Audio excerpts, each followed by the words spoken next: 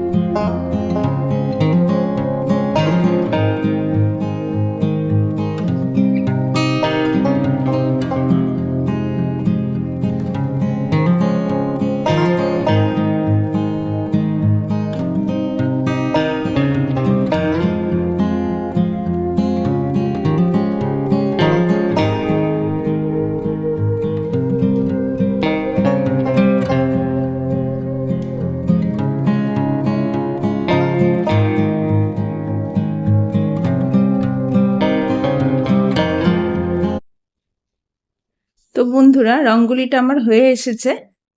তারপর উপর থেকে প্রদীপগুলো দিয়ে দেব। রঙ্গোলির ডিজাইনটা কেমন হয়েছে তোমরা কমেন্টে জানাবে। আর রঙ্গোলি শেষ করে তারপর চলে যাব রাতের খাবার বানাতে। আজকে রাতের খাবার বানাবো ফুলকো লুচি, সুজির হালুয়া আর পনির দিয়ে ছোলার ডাল।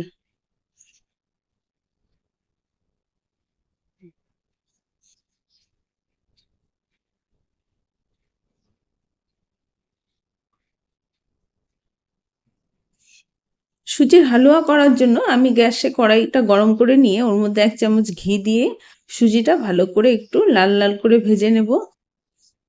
সুজিটা একটু বেশি টাইম ধরে ভাজতে হবে। সুজিটার কালারটা চেঞ্জ হয়ে গেছে।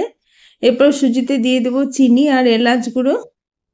দিয়ে সুজিটা আরো কিছুক্ষণ নেড়ে নিয়ে তারপর আগে থেকে জাল করে রাখা দুধটা আস্তে আস্তে করে দিয়ে দেবো। এক হাতে দুধ ঢালবো আর এক হাতে সুজিটা অনবরত নাড়বো, না হলে সুজিটা জমে যাওয়ার ভয় থাকবে। এরপর ফুটিয়ে নামিয়ে নেব।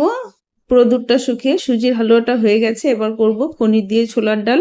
ছোলার ডালটা সেদ্ধ করে নিয়েছি, এর মধ্যে দিয়ে দিলাম। এবার কড়াইতে তেল দিয়ে শুকনো লঙ্কা তেজপাতা ফোড়নে দিয়ে ফোড়নটা পুড়ে গেলে দিয়ে দেবো 1 চামচ পাঁচ ফোড়ন আর থেতো করা আদা।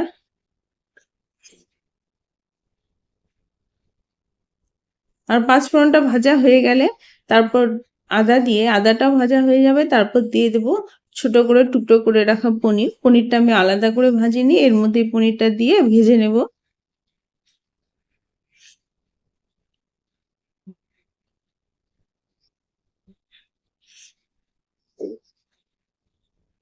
পনিরটা ভাজা হয়ে গেছে, এবার ডালটা ঢেলে দেব।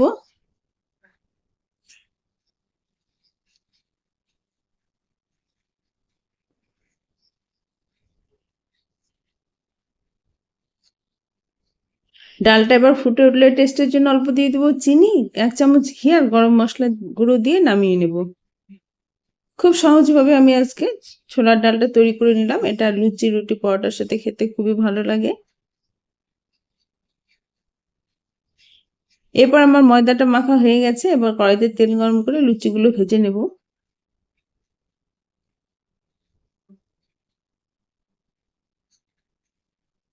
লুচিটা একদম পুরো ফুলে উঠেছে, কারণ তেলটা পুরো ভালো মতো হিট হয়েছে। তেল ভালো গরম না হলে লুচিগুলো ভালো ফোলে না, আর সেই লুচিগুলো খেতেও ভালো লাগে না, শক্ত হয়।